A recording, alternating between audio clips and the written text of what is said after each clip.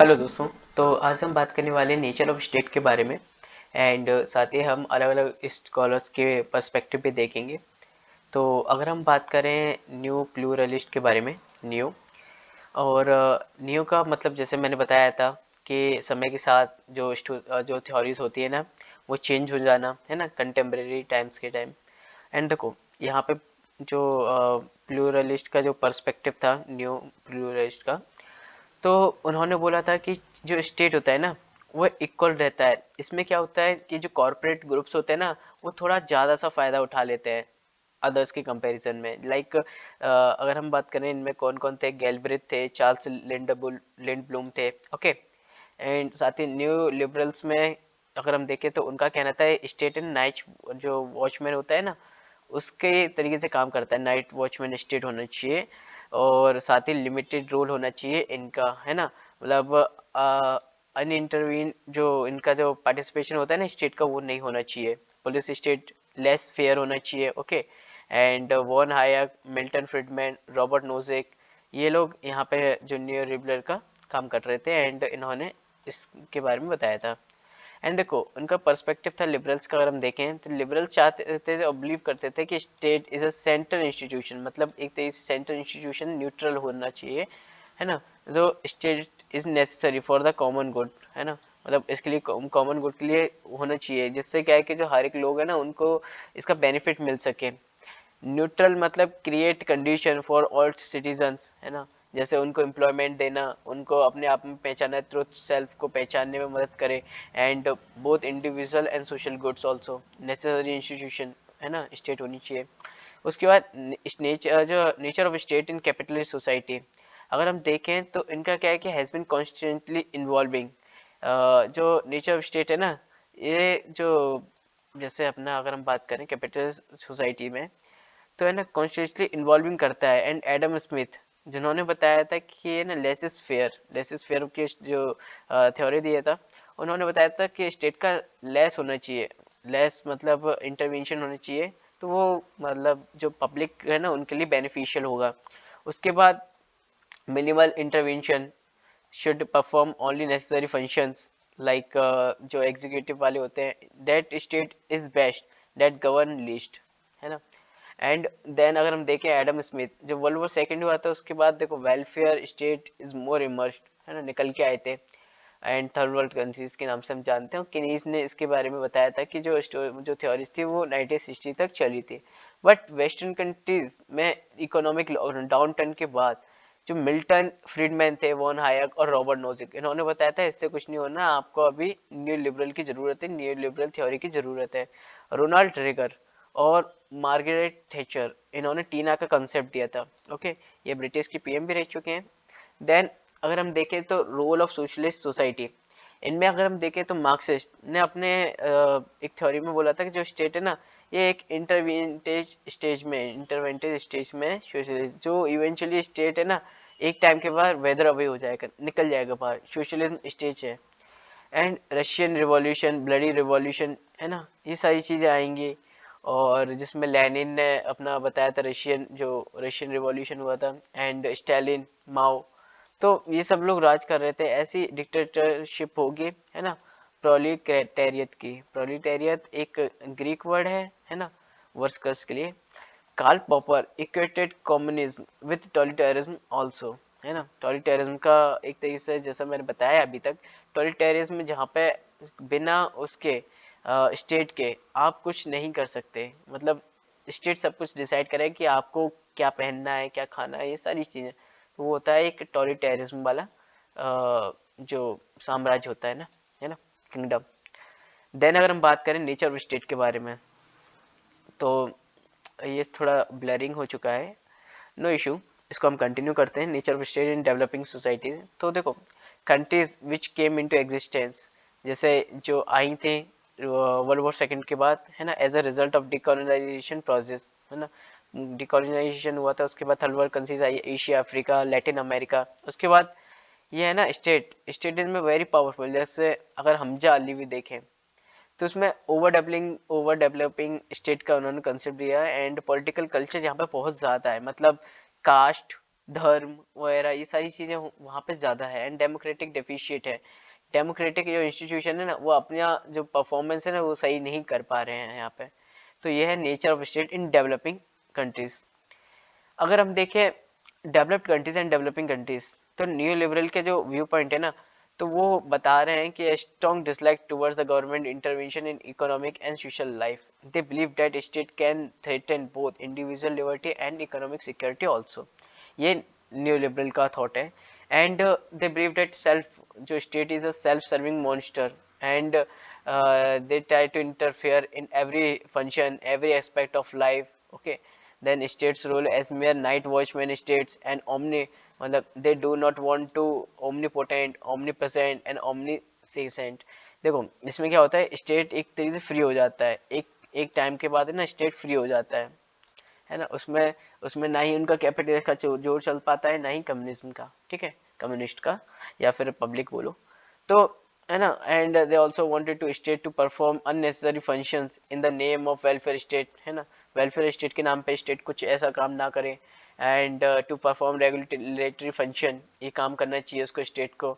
All function को नहीं करना चाहिए, जैसे वो होटल चला रहा है ना, सब कुछ ऐसी चीज़ नहीं होना चाहिए। And they want the state to become the facilitator for private enterprises and pluralist की अगर व्यू पॉइंट देखें तो चार्ल्स ई लिंडब्लॉम, ये आप जैसे इसमें एक बार देख लीजिएगा। तो चार्ल्स ई लिंडब्लॉम, जो मैंने आपको बताया था, एंड गलब्रिथ, इन्होंने the state is custodian of the common good and public interest. इनका मानना था कि जो स्टेट है ना, वो इक्वल है, बट उसमें देखो क्या होता है कि जो कॉर्पोरेट ग्रुप्स है ना, वो थोड़ा ज़्यादा एडवांटेज ले जाते हैं अदर ग्रुप्स के कंपैरिजन में। एंड मार्क्सिस्ट बिलीव करते हैं, देखो स्टेट है ना एक इंस्ट्रूमेंट है कैपिटलिस्ट का, एंड ये interested, it is interested in serving not the interest of larger society, but it is mainly concerned about the serving of the interest of the capitalist class. And then अगर हम देखें तो liberal viewpoint about the state, तो liberal accepted the centrality of the state in modern society. They believe that the state perform important functions like legislative, administrative functions, etc. The state is neutral, arbitrary, है ना। And among the competing groups, individual in society and liberal believe that state is capable for protecting each citizens from the encroachment of the fellow citizens, and state also provide essential service to the people। ये जो new liberal है ना, उनका, sorry, liberal का point of view है। Okay, तो state neutral रहता है, उसके बाद स्टेट जो एसेंशियल सर्विस है वो प्रोवाइड करता है ना। एंड नाइट वॉचमैन तरीके से काम करता है, इस तरीके से। और देखो अगर हम देखें nature nature of state in capitalist society, तो यहाँ पे हम निकल के आता है, देखो the nature of state in capitalist society has been changing constantly. Initially state was laissez faire state, and role of state was maintain a law and order and provide external security also. Thus, the state was like watchman states and policeman liberal state, and the state was mainly concerned about the performing economic function. But later on, state changed into welfare state, and especially after World War II, and it went on the assume other functions like giving employment, okay, providing social security provisions, health, educations, like, you know. Then liberal states witnessed economic downturn because of the overspending on the social security provisions. In this context, we see a change in the state, and neoliberal ideology dominated the scene, and scholars like Milton Friedman, von Hayek, Robert Nozick, and advocate for the rolling back of the state to leading the emergence of a regulatory state. And however, the state today's advanced industrial societies is significantly different from the state found in earlier times, right? Then today's state is capitalist society primarily perform the role of regulator, but it also perform the role of providing social security and measure to improve lives of people. If we take example, then during the uh, COVID-19, states perform the role of social security provider greatly. And then nature of state in socialist society. In Marxism, state is an ultimate institutions. State will eventually wither away. Then state is merely a transitional institution, and after the end of the state class, says society will be established. Like if we take example, then Russian Revolution. And Marxism believed that often violent revolutionary dictatorship of proletariat will be established and capitalist state will end. ये सारी चीजें उन्होंने assume करी थी, but ऐसा हुआ नहीं, है ना। कम्युनिज्म ये सारी चीजें हुआ रशिया में, बट देखो पूरी तरीके से ना कम्युनिस्ट आया ही नहीं है, सोशलिज्म में ये रुक गया। And now the working class and proletariat will dominate the state structure, and they will be responsible to ensure collective good and through community mode of production. Lenin was the first person who tried to implement Marxist ideas. He was the successful establishing dictatorship of the proletariat. After the Lenin, Stalin stirred USSR to the next level, and USSR became a very strong state. But the state, which was supposed to the transitional institution, acquired permanent character. Then Marxism also talked about the withering away from the state, but unfortunately it never happened, and the state became the most powerful institution in the Soviet Union. If we talk about socialists, then socialists believe that liberal states are exploitative and egalitarian states. Okay, egalitarian और इनएगैलिटेरियन, egalitarian मतलब सब कुछ equally हो, इनएगैलिटेरियन मतलब equal ना हो, है ना। इतना तो वैसे तो यार मैं भी क्या समझा रहा हूँ। तो तो देखो, socialist scholars believe that socialist states are egalitarian states, and these states are not exploitative, and these states are ideal. Several studies have been conducted on the nature of socialist states, and those studies found that socialist states are not egalitarian states, and these states are not being dominated by the workers, but rather dominated by the communist party and its member. These states are also exploitative, like if we take example of China. Then some scholars like Karl Popper have equated communism with totalitarianism also, and communist states do not allow to participation of people. These states also suffer from legislation crisis, है ना।